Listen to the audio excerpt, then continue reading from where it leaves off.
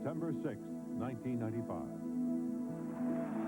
One of the great moments in baseball history. Some records are made by running the fastest, by being the smartest, by hitting the hardest. But he broke a record by doing what he has done for the last 13 years, his job. It's a matter of going out there, feeling passion for something you do, and just do it. Not for the sake of money, not for the sake of anything else, but the enjoyment of doing that action. And with that, Cal Ripken has become America's humble hero. He stayed with his team and stayed with his town and stayed with his sport and his work. I think that's something that we can all feel good about. He makes people feel good. There was never a point where I felt that taking the day off was the right thing to do. Tonight, Cal Ripken and the streak. Game 21-31.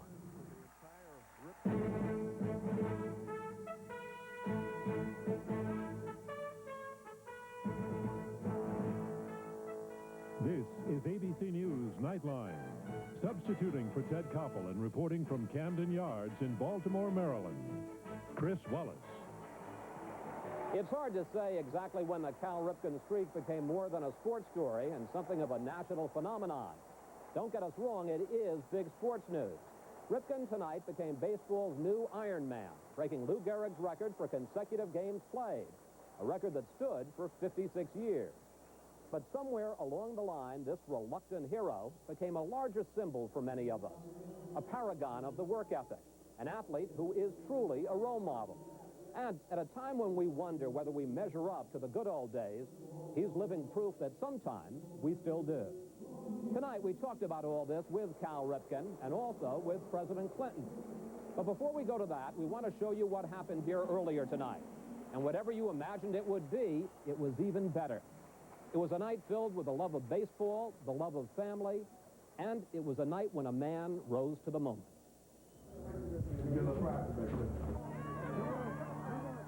Cal Ripken was trying hard to pretend it was just another day at work, the 2,131st in a row, to be exact. He was his usual steady self in the field. Ground ball to his brother Cal. He'll take it himself. A 6-3 double play. And at bat, one of those dramatic moments even Hollywood might say was too much. He clobbers it to deep left field. Going, it's gone! His second home run in as many days. Then, in the fifth inning, the dramatic announcement. Popped him up.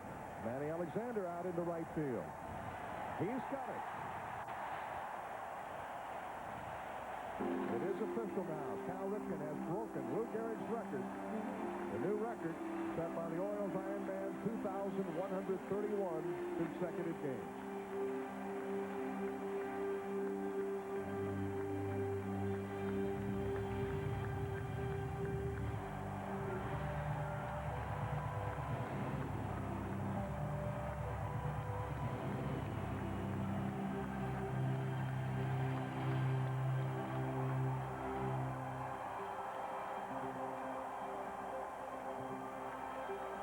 The crowd stood and cheered.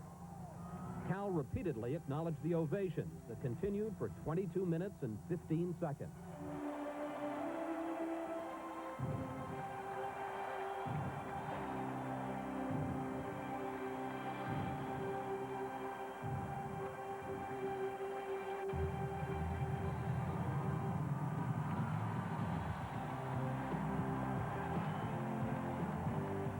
He turned to his father and longtime coach, Cal Ripken Sr., sitting in the stands.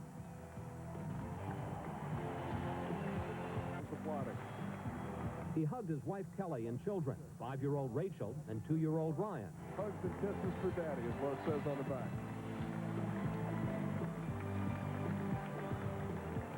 The president and vice president joined in the cheers.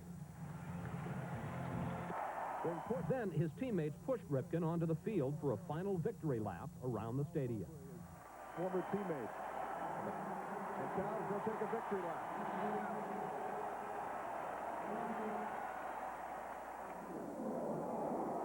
The game is over now. The Orioles won, and what you can hear behind us is the beginning of the post-game ceremony, which is going on live. Let's take a look down on the field. The players in uniform are the current players of the Baltimore Orioles, and the people who are being announced and that's Rick Dempsey. Those are the starting lineup, the players in the starting lineup on May 30th, 1982, the day that Cal Ripken began his streak. Let's listen for a moment.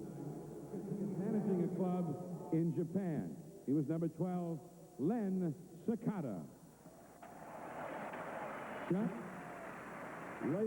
Ladies and gentlemen, on May 30th, 1982, he batted 8th and he played third base. Please welcome the new Major League consecutive games played record holder, one of the greatest players to play the game, Cal Ripken Jr., with his mother and his dad, Cal Sr. and Bob. And there's a ninth member of the lineup. That's Cal Ripken coming out with his father, Cal Sr., and his mom. And if you count the media, the ushers, and all the security people, there are close to 50,000 people at Orioles Park tonight, all of them absolutely delighted to celebrate Cal Ripken Jr.'s achievement. Nightline's Dave Marish joins us live now down on the field. Dave? Chris, you know, for some time it has been obvious Cal Ripken's not your ordinary ball player. In fact, he's not even your ordinary Hall of Famer. The Orioles shortstop is both a Baltimore treasure and to the troubled game of baseball, bothered by last year's strike and this year's bad memories, Cal Ripken Jr. is just about heaven sent. Oriole right-hander. For more than a week now, as each game has passed its fifth inning and become official, the crowd at Oriole Park at Camden Yards, even the opposing teams in their dugout, have showered blessings on Cal Ripken Jr. These seemingly endless honors are the accumulated admirations of a 13-year career. I'm nervous right now, you know, coming to Baltimore, and everybody knows who I am because I live around here. And that makes me a little bit more, I guess, feel a little pressure just a little bit more.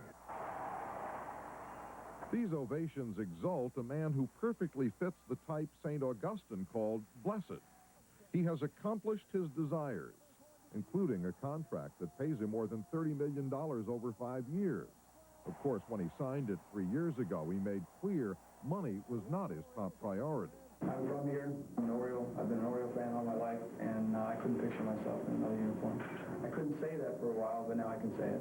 St. Augustine added, to be truly blessed, one must desire the right things. In baseball, that means learning the fundamentals. Here's Cal as a minor league Rochester Red Wing, the year before the streak began. I'm learning the pitches. I'm learning how to hit the ball to right field, how to hit the ball left field, and learn how to look for a certain pitch in a certain situation. In Cal Ripken's life, the rest of the fundamentals can be summed up in just 2 words. Family values. There was this great father, so impassioned about baseball himself, who raised this wonderful family of 2 sons and 1 daughter, and baseball was a topic always in their house. And what did it produce? It produced an older son who had all the moves, who had all the actions, and all the ability to be a great major league ball player. Shirley Povich has covered sports for 73 years. For decades, he wrote the lead daily sports column in the Washington Post. He watched Lou Gehrig as he watched the crowd celebrate the tying of Lou Gehrig's record last night, and maybe silently cheered.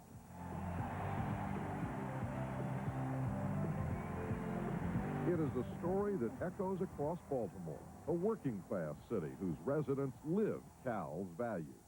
I didn't never forget my father told me, he said, don't you never be without a job, boy. Said, do anything but work. Anything you can do. Said, you go ahead and do it as long as an honest day is work.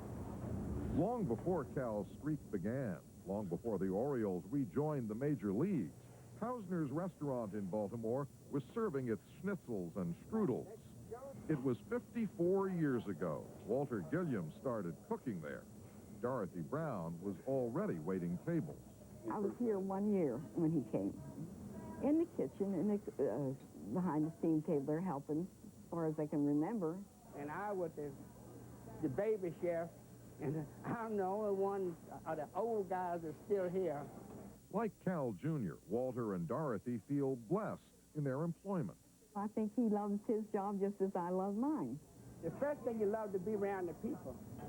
You're surrounded with a lot of good cooks, good guys, That clubhouse feeling that Cal Ripken knows so well has had a similar effect on Walter and Dorothy.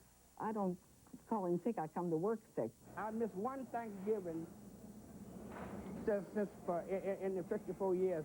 Something else Walter and Dorothy share with about 800,000 Baltimoreans, a love for Cal Ripken Jr. He's done a lot in his time with the Orioles, and he's done a lot for the city, too. I mean, he's really a good, wonderful person. So last night, when Cal tied the Gehrig record and sealed it with a home run, and tonight, when Cal played himself onto a new line in the record books, where were Walter and Dorothy? I have to work, so they have a TV in the bar, and if they put the game on, I'll be able to go in there and sneak in there and watch it. I feel that records should be broken. Records are made to be broken. Undoubtedly, one of the reasons Cal Ripken Jr. is universally admired is the universality of his achievement. Postman William Strobel. Just like I'm going to break Bloomberg's record. Bloomberg's record? Perhaps you haven't heard of it. But where Strobel works... We had a former postmaster, Warren Bloomberg, who had 54 years in, so I'm going to try to beat his record. I got 52 in now, and I need 4 more, and it'll be 56 years. God willing.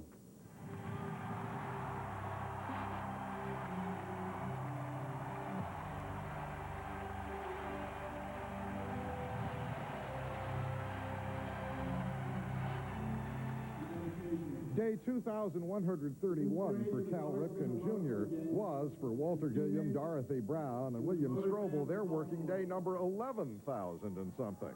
The day on which they counted their blessings and counted Cal Ripken Jr. deservedly among them. Chris?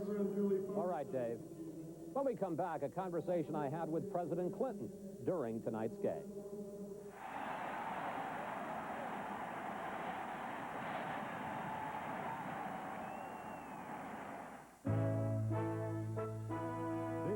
ABC News Nightline, brought to you by Sharp Electronic Corporation.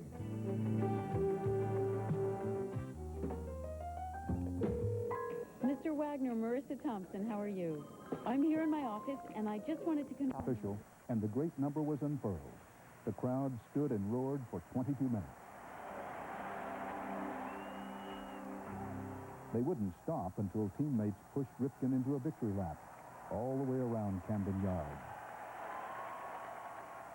Joe DiMaggio, the Yankee Clipper who played with Lou Gehrig, was there to bridge the years in the postgame ceremony. Ripken said he was humbled to hear his name spoken in the same breath with the Iron Horse. Lou Gehrig is looking down. He isn't concerned about someone playing one more consecutive game than he did. Instead, he's viewing tonight as just another example of what is good and right about the great American game. Cal Ripken Jr., American working man.